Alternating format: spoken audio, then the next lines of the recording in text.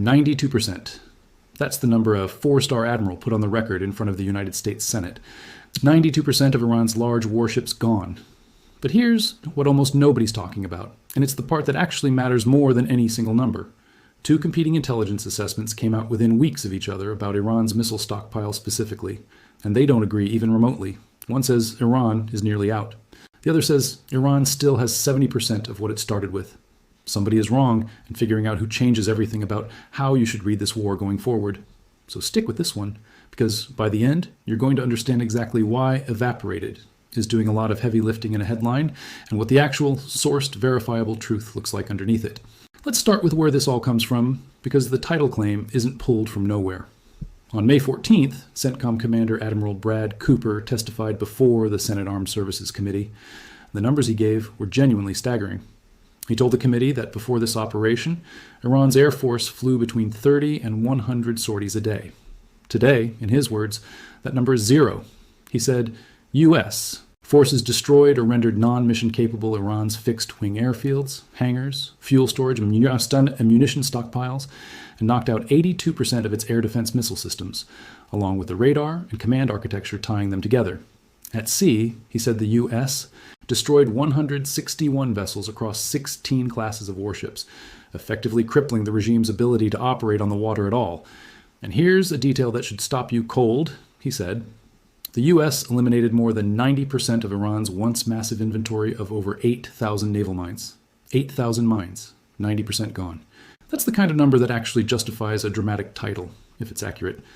But wait, because this is exactly where the story gets complicated and where a channel that actually wants your trust has to slow down instead of running with the biggest number. Notice what Admiral Cooper's testimony was mostly about: air defenses, warships, naval mines, airfields.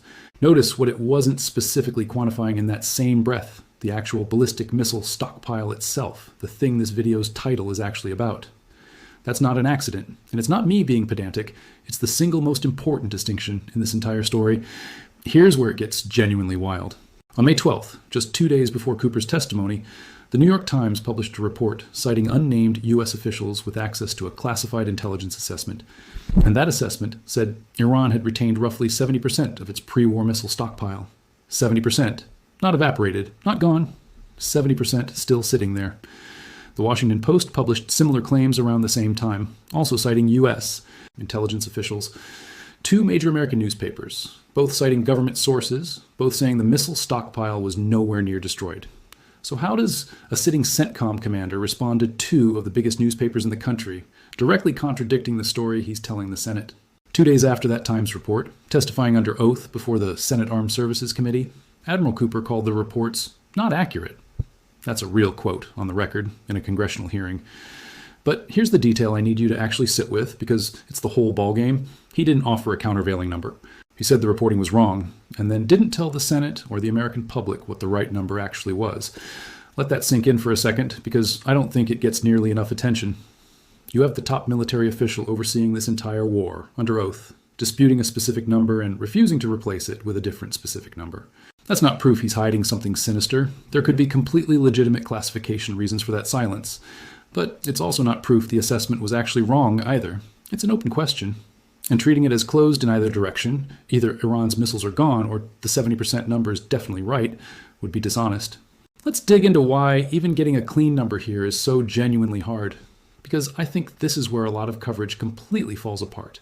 And honestly, it's the part that took the most digging to actually pin down properly. Analysts at the Foundation for Defense of Democracies pointed out something crucial buried inside that New York Times report. The newspaper's 70% figure reportedly combined ballistic missiles with cruise missiles into one number. Stop and think about why that matters for a second. A ballistic missile follows a steep, arcing trajectory and re-enters the atmosphere at incredible speed, while a cruise missile flies more like an aircraft, low and guided, along a completely different flight profile. They get built on different production lines, they get intercepted by completely different defense systems, and they pose completely different threats depending on the target. Lumping them together into one headline percentage risks completely obscuring how much actual damage was done to Iran's most dangerous category of weapons specifically. The ballistic missiles capable of hitting hardened targets from hundreds of miles away, with essentially no warning time for the people underneath. And it gets messier than that, because this is where I want you to really pay attention. What's even the actual starting number we're supposed to be measuring against in the first place? For years, the only public figure anyone had was a former CENTCOM commander back in 2022, estimating Iran had over 3,000 projectiles of various ranges, a figure that was already vague and outdated by the time this war started. But between 2024 and 2026, before this current war even began, Iran had already launched somewhere between 2,200 and 2,400 missiles across 4 separate waves of military operations against other targets entirely unrelated to the current conflict. So even the baseline you'd need to calculate a clean, honest percentage destroyed is genuinely disputed, incomplete, and possibly outdated before this war even fired its first shot.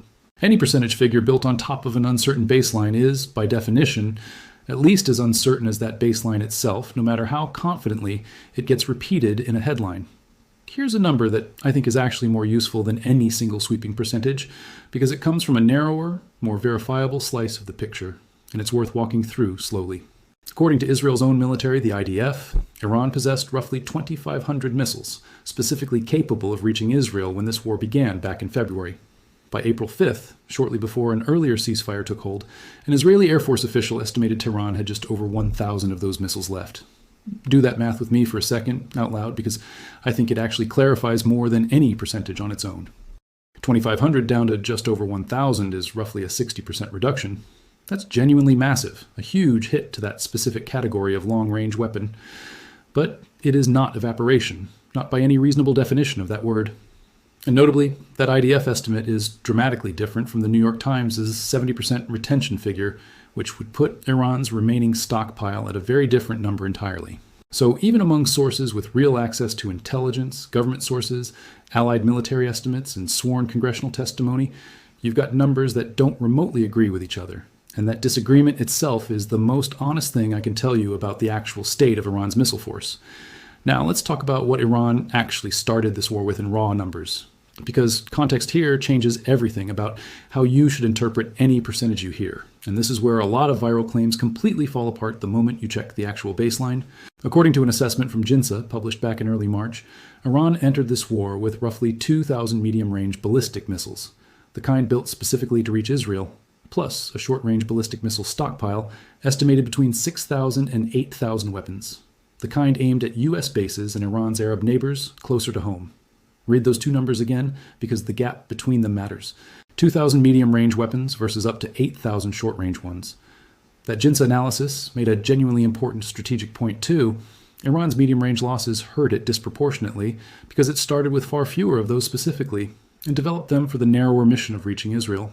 Lose a big chunk of a smaller, more specialized stockpile and the damage compounds faster than losing the same percentage of a much larger, more generic one. That same JINSA report made another prediction worth checking against what's actually happened since, because good analysis should be judged on whether it held up. The analysts predicted Iran's rapidly shrinking number of missile launchers, combined with continued U.S. and Israeli operations, specifically hunting those launchers down, would severely constrain Iran's future options, pushing the country to pivot further toward drones and proxy activity rather than large-scale ballistic missile salvos. Fast forward to July, and you can actually test that prediction against real events. Iran has indeed leaned heavily on drones throughout this renewed phase of fighting, and its regional proxy network has stayed extremely active, hitting targets across Kuwait, Bahrain, and Jordan. But Iran hasn't abandoned ballistic missiles either, which we'll get to in a second, because the July 12th attack alone involved hundreds of them fired in a single window. So the JINSA prediction was partially right. Drones and proxies clearly became a bigger piece of the picture, but it undersold just how many ballistic missiles Iran could still put into the air months later when it actually decided to. Here's something that should immediately make you question any evaporated claim on its own, without me even needing to cite a single expert.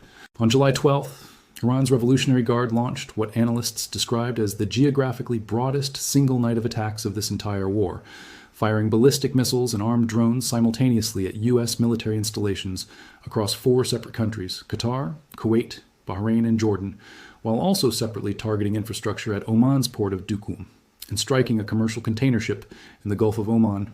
4 countries, 1 night. That is not the operational signature of a military whose missile stockpile has evaporated. That's a military still capable of coordinating a genuinely complex, multi-nation, simultaneous strike package, whatever percentage of its original arsenal remains in storage. I want to flag one specific claim from that coverage with real caution, though. Some reporting suggested Iran's missiles were now using Chinese satellite guidance technology to maintain extremely high accuracy, even under American jamming. I could not independently verify that specific technical claim against a second credible established outlet, so I'm mentioning it exists in circulation, without treating it as confirmed fact, exactly the standard I try to hold every claim in this video to. Let's talk about what's actually happened since that ceasefire and memorandum of understanding both collapsed. An April ceasefire had briefly paused this conflict, and a memorandum of understanding signed in mid-June fell apart too, after Iran allegedly struck commercial ships using an unapproved shipping route through the Strait of Hormuz. CENTCOM restarted heavy strikes in early July, and by mid-July, those attacks had run for multiple consecutive nights, hitting railway tracks and bridges alongside more conventional military targets. And here's the twist almost nobody's talking about, the twist that completely flips the one side is winning narrative on its head. According to reporting from Al Jazeera in mid-July, it's not just Iran's stockpiles running low, America's are too. The U.S. has expended half of at least 4 of its most critical munition types since this war began on February 28th, racking up billions of dollars in weapons expenses in the process. CNN separately reported that key U.S. weapon stockpiles remain significantly depleted and would come under even more intense pressure if strikes against Iran continued at the current pace, with experts telling CNN this could genuinely impact America's ability to fight a future war with China or North Korea if it ever needed to. Let that land for a second, because it completely reframes the evaporated framing. Researcher Mark Kansian at CSIS assessed the U.S. may have expended close to half its total THAAD interceptor stockpile by the midpoint of this conflict, with no new deliveries scheduled until April of 2027. THAAD and Patriot interceptors, the systems specifically built to shoot missiles out of the sky, are themselves running low at the exact moment Iran keeps launching more missiles at U.S. positions across the region. Here's a genuinely staggering comparison from that same reporting. CSIS found that in just the first 4 days of this renewed fighting, Iran fired more than 2,000 drones and over 500 ballistic missiles. That's not a typo, over 2,000 drones and 500 missiles in 96 hours. Now, that pace absolutely couldn't be sustained. Launch rates dropped 83% for drones and 90% for missiles after just 1 week, which does support real depletion happening in real time. But it also tells you something the word evaporated completely fails to capture. Whatever's left in Iran's stockpile, it was enough to fire over 2,500 separate weapons in less than a week this past July alone. I want to bring in one more voice here, because I think it cuts through a lot of the noise on both sides of this debate. A recent analysis from the Foundation for Defense of Democracies made the point directly. Some continue to portray Iran's missile force as largely intact, others treat it as basically gone. And the truth, based on everything publicly verifiable, sits somewhere genuinely contested between those two extremes, with real, serious people disagreeing even when they're looking at overlapping classified intelligence. There's another piece of that same May testimony worth knowing, because it shows this war has actually reshaped American weapons development in real time. Admiral Cooper mentioned something called Lucas, the low-cost uncrewed combat attack system, a kamikaze drone the U.S. reportedly reverse-engineered directly from Iran's own Shahed 136 attack drones. Cooper called it an additional capability the U.S. had employed very effectively against Iran, but declined to elaborate further, saying he'd like to keep the details classified. That's a genuinely fascinating wrinkle. The U.S. military essentially studying the cheap, mass-producible drone that's been such a headache for Western air defenses throughout this war, and building its own version of it rather than relying purely on far more expensive traditional munitions. It's a small detail, but it tells you the Pentagon understands exactly the same math Iran's own war planners have been counting on this whole time. That expensive interceptors chasing down cheap drones and missiles is a losing cost equation over a long enough war, no matter how good the interceptors are individually. Let's talk about the human side of this too, because a statistic like 92% of large warships destroyed can start to feel abstract if you don't connect it to an actual name. Back in March, Israel killed Alireza Tangsiri, the commander of Iran's IRGC Navy, in a strike on Bandar Abbas alongside senior members of his naval command. Israeli Defense Minister Israel Katz called him directly responsible for the mining and blockade of the Strait of Hormuz. Tangsiri had led that navy since 2018. CENTCOM's own Admiral Cooper confirmed the death and said something worth repeating here in full. Since the commencement of this operation, 92% of the large ships in the Iranian Navy had been eliminated, and as a result, the IRGC Navy had, in his words, completely lost their ability to project power in the Middle East or around the world. That's a real, devastating, verified blow. But even Cooper's own statement there is specifically about large ships, the big, visible, easy-to-track vessels. It says nothing definitive about missiles hidden in tunnels, dispersed launchers, or mobile systems tucked away, specifically because Iran anticipated exactly this kind of air campaign years before it ever started, something I've actually covered in detail in an earlier breakdown on this channel about Iran's underground coastal bunker network. Let's pause on the word evaporated itself for a second, because words matter enormously in a story like this. And I think it's worth being precise about what that word actually implies versus what any credible source has actually claimed. Evaporated implies something close to zero, a stockpile that's functionally ceased to exist. Nobody credible, not CENTCOM, not the Israeli military, not any of the independent analysts cited throughout this video, has claimed Iran's missile stockpile has reached anything close to zero. Even the most aggressive destruction estimates in this story describe major reductions, 60, 70, 80%, in various specific categories, not total elimination. And there's a production side to this too that rarely makes it into the headlines. Iran has spent years building domestic missile and drone manufacturing capacity, specifically so it wouldn't be entirely dependent on a finite, irreplaceable pre-war stockpile. Every strike that destroys manufacturing infrastructure alongside stored weapons matters more in the long run than a strike that only destroys what's already built, because it affects Iran's ability to replace losses going forward, not just the current inventory count at any single moment in time. So let's pull this all the way back together, because I want to give you a genuinely honest bottom line, rather than picking whichever number sounds most exciting for a thumbnail. Confirmed from CENTCOM's own sworn Senate testimony. Massive, verified destruction of Iran's Air Force capability, air defense systems, large naval vessels, and naval mine stockpile, numbers in the 80 to 90% range across multiple categories.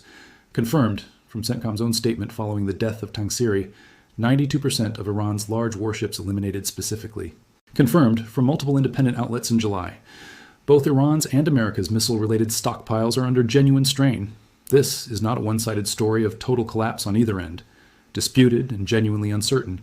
The actual percentage of Iran's core ballistic missile stockpile destroyed, with reporting ranging from a New York Times and Washington Post figure suggesting 70% retained to an Israeli Air Force estimate implying something closer to 60% losses among missiles capable of reaching Israel specifically, to a CENTCOM commander who called the higher retention figure inaccurate without providing his own number in its place. Here's my actual take, and I want to be straight with you about why I'm not picking a side in that disagreement. When the top military commander running an operation disputes a number, but won't give you a replacement number, and two of the country's most established newspapers are independently reporting a similar figure from separate government sources, the responsible move isn't to pick whichever one makes a better thumbnail. It's to tell you plainly that this specific number is contested at the highest levels, and let you weigh that uncertainty yourself instead of me manufacturing false confidence I don't actually have. And what I can tell you with real confidence, because it's backed by sworn testimony, independent satellite-verified reporting, and confirmed statements from named officials on the record, is that Iran's broader military machine has taken catastrophic, historic damage across nearly every conventional category: air power, naval power, air defense, and command structure. What I cannot tell you with the same confidence is that its missile stockpile specifically has evaporated, because the people who would actually know that number, on the record, in front of Congress, either won't say it or are actively disputing each other's versions of it. I think that tension is actually the real story here, more interesting than any single dramatic number could ever be on its own. This isn't a video game where a health bar hits zero and the fight's over. It's a grinding, months-long war of attrition where both sides are burning through stockpiles faster than anyone fully anticipated, where official numbers get disputed by other official numbers, and where the honest answer to how much does Iran have left is genuinely, it depends who in the US government you ask and what specific category of weapon you're even talking about. Before wrapping up, I want to be direct about something. A title promising something has completely evaporated is exactly the kind of claim that erodes trust the moment a viewer digs one layer deeper and finds actual disagreement among named, credible sources. My job here isn't to hype you into a click and then quietly walk it back in paragraph 12. It's to give you the real, sourced, occasionally messy picture up front, hooks and all, because that's genuinely the only way a channel covering a war this serious stays worth coming back to. All right, a couple of things before I let you go. If you want breakdowns that actually chase down the disagreement between official sources, instead of just repeating whichever number sounds biggest, go ahead and subscribe with notifications on, because this specific numbers fight, what's actually left of Iran's missile force versus what CENTCOM claims versus what leaked intelligence suggests, is clearly going to keep evolving as this war grinds forward. And second, Drop a comment and tell me straight, given everything laid out here, do you trust the CENTCOM number, the leaked intelligence assessment, or do you think the real truth is sitting somewhere in between the two? I read every single comment, and honestly, a lot of what gets covered here next comes directly out of those conversations. Thanks so much for watching, stay safe out there, and I'll catch you in the next one, the moment there's something real and verified worth bringing you.